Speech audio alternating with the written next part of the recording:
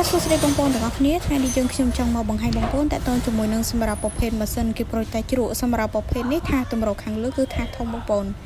អូនចង់ចាក់ម្ដងមកពេញថានឹងក៏បានឬមួយក៏ចង់ដាក់ម្ដងតិចក៏បានដែរចាសបងប្អូនសម្រាប់ប្រភេទគេប្រូចតែជ្រក់នេះគឺយើងប្រើប្រាស់ភ្លើងអគ្គិសនី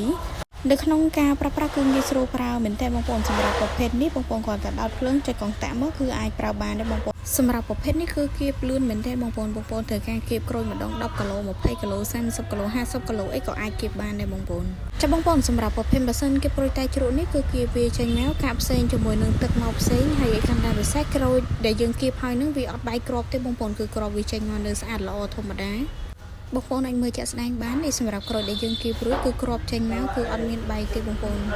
សម្រាប់ប្រភេទនេះវាមានកញ្ច្រែងត្រង់ហើយស្រាច់ទៀតវាអត់ប្របែកបងប្អូនខ្លាចថាវាមានមកលីគ្នាជាមួយនឹងកាកឬមួយក៏មានគ្រាប់អីចូលបងប្អូន